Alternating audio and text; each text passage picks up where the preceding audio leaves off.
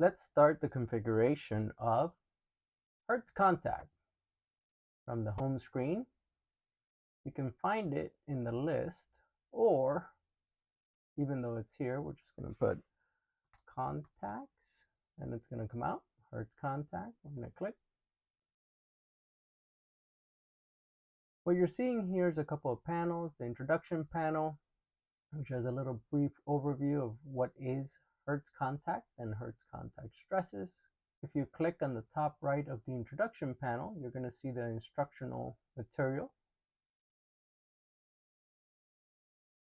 There are several references for this calculator.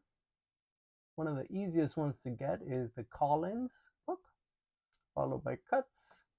And if you really want to go deep into this, you can find Contact Mechanics by K.L. Johnson.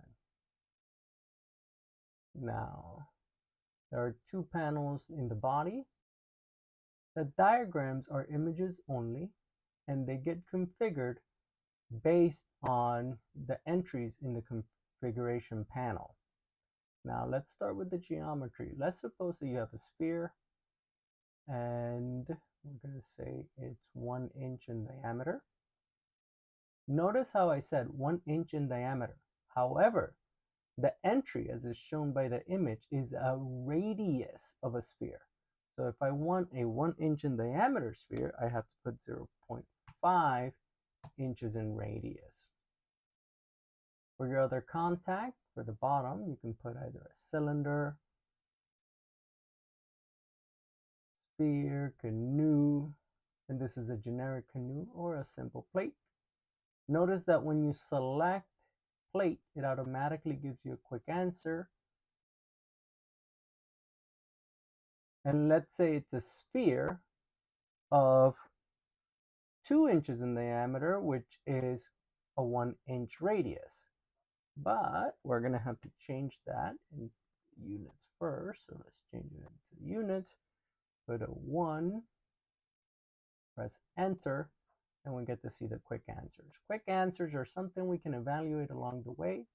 Equivalent radius, we get 4.233 millimeter, and we get also the cosine theta for the element.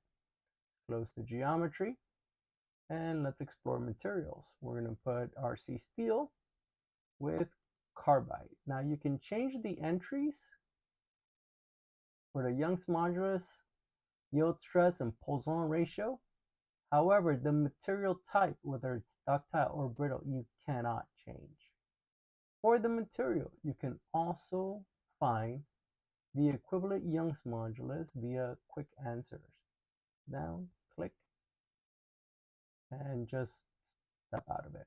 You can collapse all of the materials tab. And for loading, we're going to say it's 100 newtons. And let's run the analysis. You get an array of values that come in from the calculator, starting with the estimate of the circular contact, deflection, ellipse major and minor diameter if it's an ellipse. If it's supposed to be a circle, sometimes there's a little difference between them. Maximum contact pressure, contact stiffness, maximum shear stress of the top component, maximum shear stress of the bottom component, and all of the equations, including some plots with the equations that are associated with them.